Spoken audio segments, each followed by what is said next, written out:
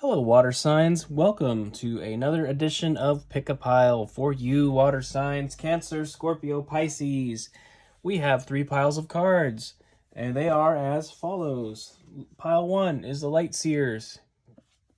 You know it.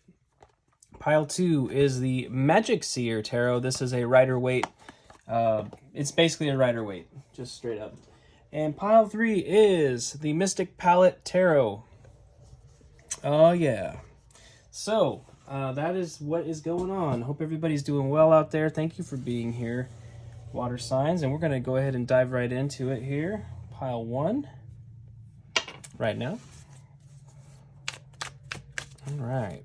Pile 1 for the water signs. We're kicking it off with Justice. All right. I don't know why. King of Swords. Okay. Justice, King of Swords. There's a great amount of clarity on something that needed to be clarified. And, hello. And the Empress. Okay. Justice, King of Swords, the Empress. Underlying energy is the Three of Wands. I think there's an establishment of recognizing where you'd like to go in this season of life, where you'd like to go. I want to say course correction. I don't know why course correction, but I feel like you're getting ready to create, you're getting ready to create a new thing and move into kind of a new era and take a journey towards that new thing. That's really cool. I think whatever this is, it's something that's going to bring a balance into your life, and I feel like you've just gotten some great amount of clarity about it. The King of Swords being the the king that has mastery over communication and thoughts. I feel like there's not a large amount of emotion clouding your judgment regarding this matter anymore. There may have been previously. And it's also, I believe it is, the King of Swords is affiliated with Aquarius, in some decks at least. And we are in the new moon in Aquarius energy right now, and it is a time to create, for sure. But I think that basically between these, Libra and Aquarius here, we've got a strong sense of clarity about things that weren't fair in the past and things that you'd like to make right, things you'd like to bring a balance to, things you'd like to be fair and equitable with. And so you're going to create a whole new paradigm.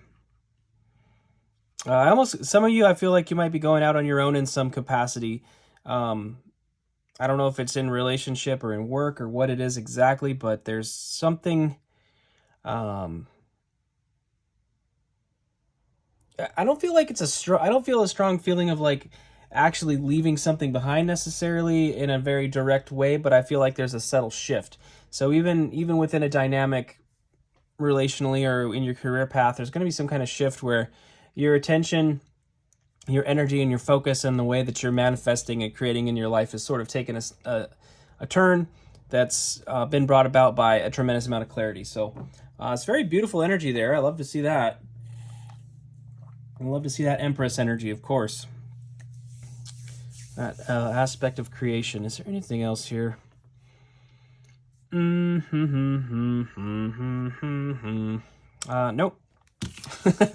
All right, let's move on to pile 2.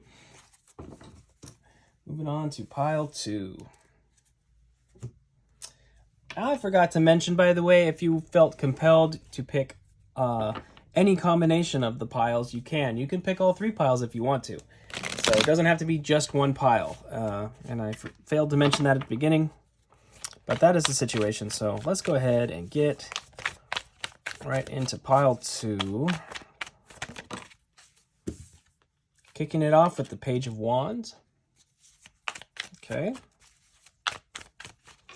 With the Page of Wands, we've got the Ten of Cups. The Page of Wands, the Ten of Cups, and the Wheel of Fortune. I love it. Underlying energy is the Devil.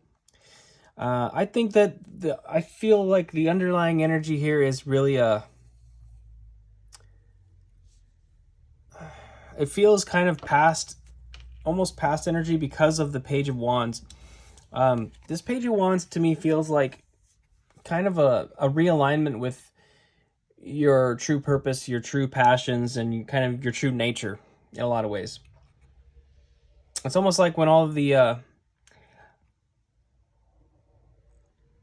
it's the card that comes right after the Ten of Wands, which is that big release of the burden. And I kind of feel like when that burden comes off your shoulders, you remember, what it is that you are all about, what you're truly about, what you're truly wanting to do with your life, and what your true passions are. And so there's a really big opportunity here to move into this energy that's going to bring, ultimately, it's going to bring a lot of happiness. And there's a really, really big opportunity here in that. With the Wheel of Fortune. The Wheel of Fortune is it's matter in motion. It's the wheel of time, Good things could happen, bad things could happen. It really depends on what you choose to do, but I feel like you're kind of getting yourself situated here to set up for this happiness, something that you truly desire.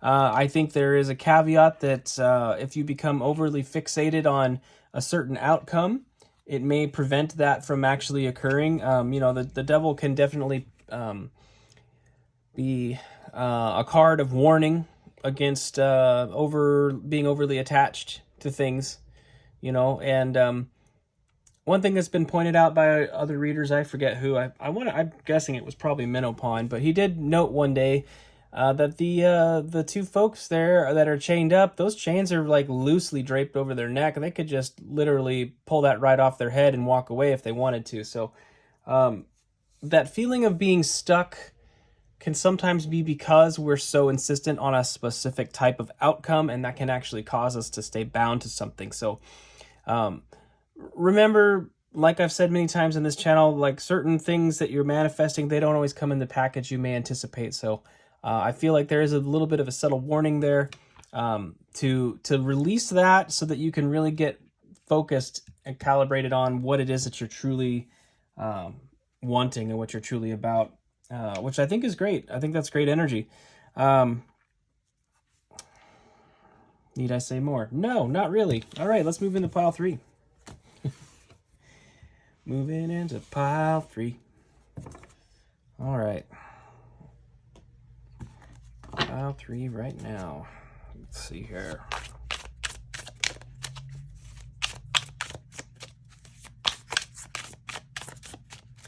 Pile 3 for my water signs.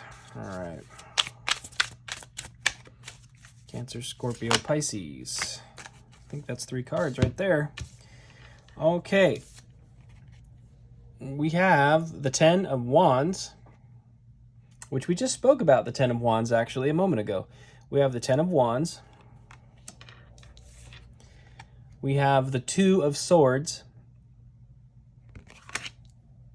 And we have the Five of Wands. Yes, the Five of Wands. Ten of Wands, Two of Swords, Five of Wands. It's a conflict it's a conflict that feels like there's no resolve to. But there totally is. Okay, let's look at the underlying. King of Pentacles. Okay, for some of you, this could be about an earth sign, and then you know me, I don't usually say stuff like that. Because you know how I am.